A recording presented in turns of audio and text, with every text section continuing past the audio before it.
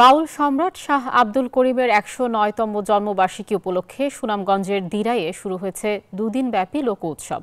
শুক্রবার বিকাশের আর্থিক সহযোগিতায় লোক উৎসবের উদ্বোধন করেন সুনামগঞ্জের জেলা প্রশাসক ডক্টর মোহাম্মদ ইলিয়াস মিয়া।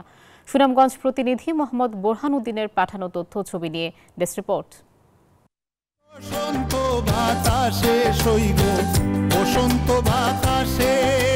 মরমী শিল্পী শাহ আব্দুল করিমের জন্ম সুনামগঞ্জের দিরাইয়ে 15ই ফেব্রুয়ারি 1916। এই ক্ষণজন্মা শিল্পী শুধু একজন বাউল সম্রাটই নন, একাধারে সুরকার, গীতিকার ও সঙ্গীত শিক্ষকও। বাউল সঙ্গীতকে অনন্য উচ্চতায় নিয়ে গেছেন তিনি। কর্মজীবনে রচনা করে গেছেন 500-র বেশি সঙ্গীত।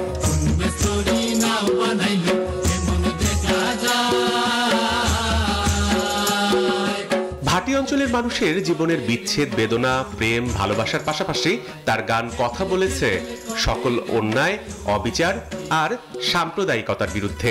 অনেক ভালো লাগতেছে আমার যে একটা আশা ছিল, আশাটা পূরণ হয়ে গেছে। যে শাহ আব্দুল করিম তো আমার উস্তাদ এবং মুর্শিদ।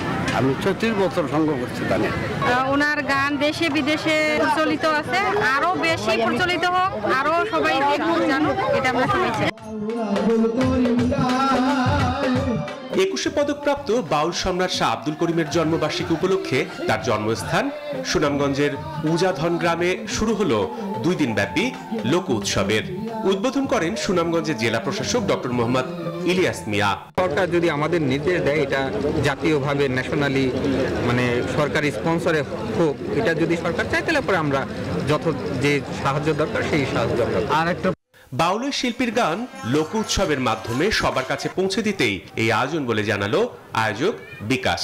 এ নিয়ে তৃতীয়বারের মতো এই উৎসবের সার্বিক সহযোগিতা করে প্রতিষ্ঠানটি। এই মহান ব্যক্তিত্ব লোক উৎসব আয়োজনে আমরা সম্পৃক্ত হতে পেরেছি, এই জন্য আমরা নিজেদেরকে ধন্য মনে করছি।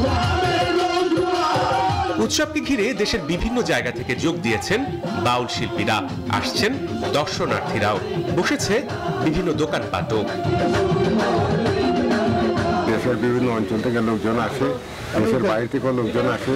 আবার সঙ্গে সঙ্গে একটা কষ্ট মনে হয় যে আসলে মানুষকে সেইভাবে আক্রমণ করতে পারি না, আদর করতে পারি না। 2006 সাল থেকে বাউল সম্রাট শাহ আব্দুল করিম লোক উৎসব পালিত হয়ে আসছে। বাউল শিল্পীদের দাবি, সুনামগঞ্জের শিল্পীদের গান চর্চার জন্য সরকারিভাবে একটি একাডেমি প্রতিষ্ঠা করার। Desk report, news 24।